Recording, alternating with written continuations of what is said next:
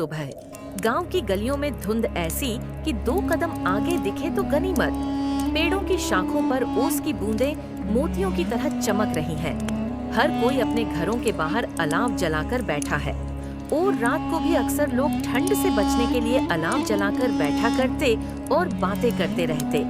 ऐसे ही 2 गांव के लोग बात कर रहे होते हैं। अरे भाई, इस बार की ठंड तो बहुत कहर बरसाने वाली है। खेतों में भी काम करते हुए हाथ पैर ठंडे पड़ जाते हैं। बच्चे घर में भी ठंड से कांपते हैं। सही कह रहे हो भाई, इस बार की ठंड और ठंडी हवा अंदर तक कंपा देती है। छोटे से लेकर बड़े तक का हाल खराब है। पता नहीं इस बार लोग अपना काम कैसे करेंगे।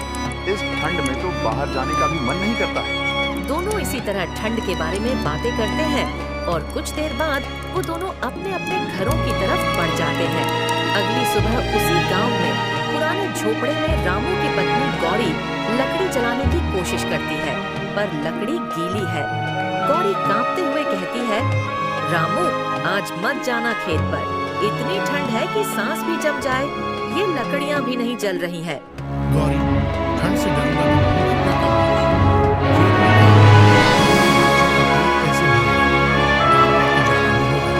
ठीक है जी, आप मफलर पहनकर जाना। बाहर बहुत ठंडी हवाएं चल रही हैं। मैं भी घर पर बच्चों का ध्यान रखूंगी। रामू अपने गले में मफलर पहन लेता है और खेतों के लिए अपने घर से निकल जाता है। गांव की गलियों से गुजरते हुए रामू को बूढ़े हरिया काका दिखाई देते हैं जो आग सेंक रहे हैं।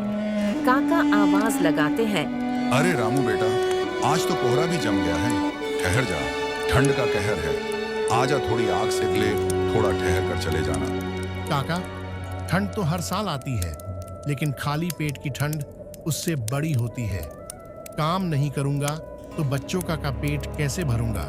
चलता हूँ काका, खेत में काम भी करना है, फिर कभी आता हूँ।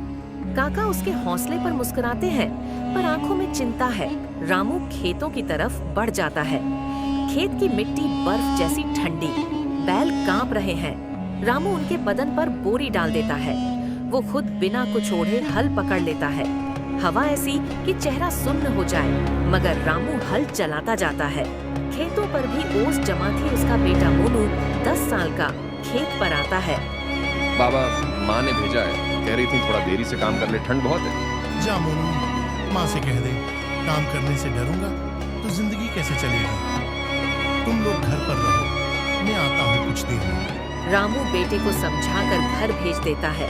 दोपहर तक सूरज निकलता है, पर ठंड कम नहीं होती। रामू लाला अमरनाथ के घर पहुंचता है।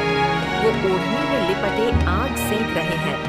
रामू विनम्र स्वर में कहता है, लाला जी, थोड़े पैसे चाहिए, बीज खरीदना है। आप थोड़े पैसे दे दीजिए, मैं जल्दी ही वापस लौटा दूंगा आपको। अरे रामू, पहले की उधारी कब चुका है?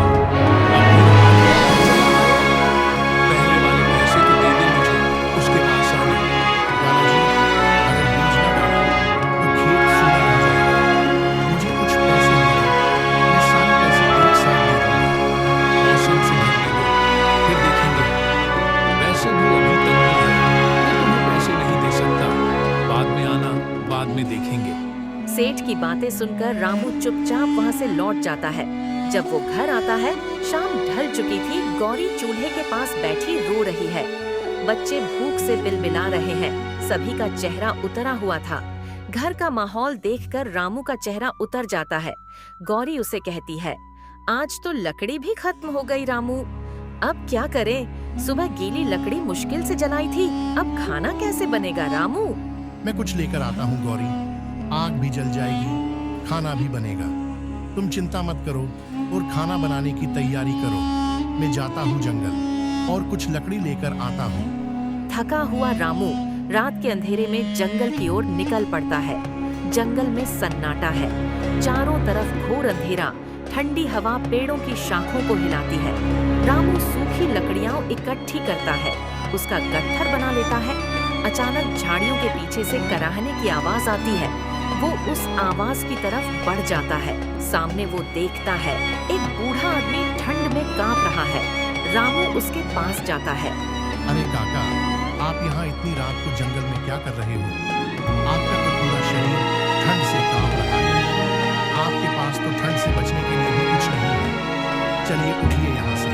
बेटा तुम कौन हो और कहाँ से आए हो? काका मैं एक किसान हूँ जो ठंड से ज्यादा इंसानियत को मानता है।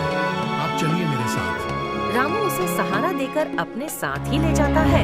एक हाथ में गट्ठर और एक हाथ से उस घर लेकर आता है। गौरी उसे देखकर चौंक जाती है। बच्चे भी उसे देखते हैं। अरे रामू, ये कौन है? इतनी रात गई है यहाँ? हमारे गांव के तो नहीं लग रही है।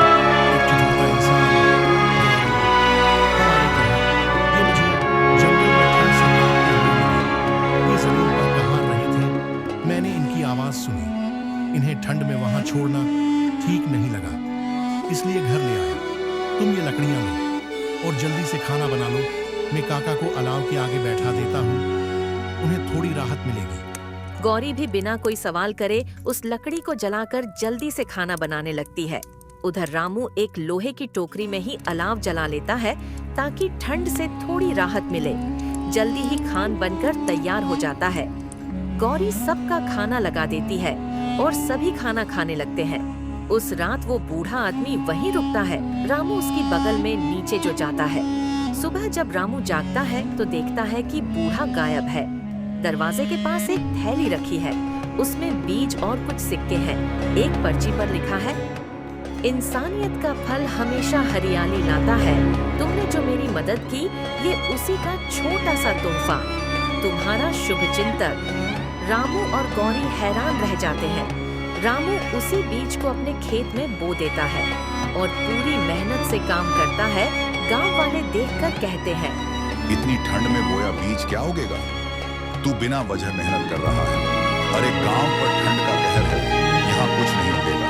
घर जाकर अलाव में बैठो तुम भी। भाई, ये मेरी मेहनत है। मेरे परिवार को अभी ठंड की गर्मी के साथ भूख की भी जरूरत है। मुझे उनका पेट भरना है और मैं इस ठंड में ही फसल उगाऊंगा।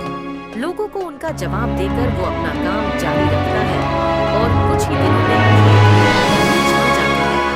बैलों के कदमों के साथ मिट्टी की खुशबू हवा में घुल जाती है। खेतों में फसल लहराने लगती है, जिसे देखकर रामू भी खुश था। लाला अमरनाथ रामू के खेत में हरियाली देखकर चौंक जाते हैं। उन्हें विश्वास ही नहीं होता कि रामू का खेत है।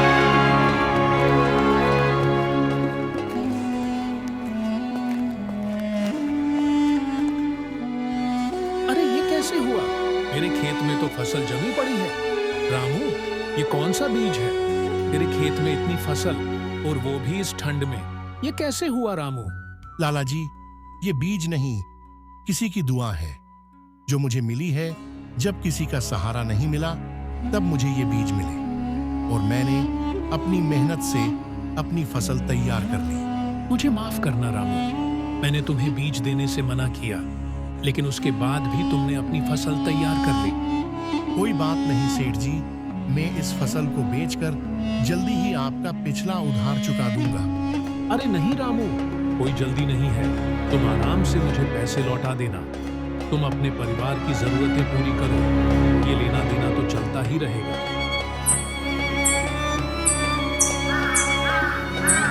गांव में भी रामू की फसल की बातें होने लगती हैं। सभी उसके बारे में ही बात करते हैं। अरे भाई, रामू की फसल के बारे में सुना क्या? उसने इस कड़कती ठंड में भी फसल तैयार कर दी। सुना था कि उसने लाला से भी बीज मांगे थे, लेकिन लाला ने इनकार कर दिया। हाँ भाई, सुना तो है। हम लोग तो ठंड में खेत पर जाने से भी कतराते हैं, लेकिन रामू की हिम्मत और मेहनत की दाद देनी पड़ेगी। बहुत मेहनती है वो। अब गांव वाले उसी रामू को रामू भैया कहकर सम्मान देते हैं। उससे फसल के लिए सलाह भी लेते हैं।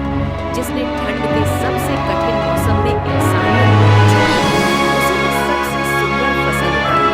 रामू के घर में अनाज का ढेर लग चुका था। परिवार इससे बहुत खुश था। रामू, अब तो वह ठंड के कहर में भी ठंड नहीं लगती। हमारी फसल कितनी अच्छी निकली है। हमारा वक्त भी बदल गया है। कल तक खाना बनाने के लिए लकड़ियां तक नहीं होती थी हमारे पास। गौरी, कभी भी गरीब का समय एक जैसा नहीं होता। ये तो हमारी इंसानियत का फल है जो उस बूढ़े काका से हमें मिला है। इस ठंड में उनकी मदद करने का फल मिला है, वरना आज भी मैं बस अपने सूखे खेत में खाली हल चला रहा होता। लेकिन भगवान की कृपा देखो, आज ठंड भी ठंड नहीं लगती। हमारे घर में खुशी की गर्माहट आ चुकी है।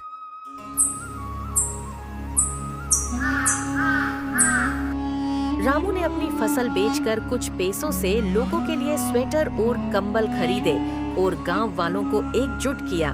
जिन्हें भी जरूरत थी, रामू ने उनकी जरूरत पूरी की। गांव वाले इस सब से बहुत खुश हुए। रामू को दुआएं दी।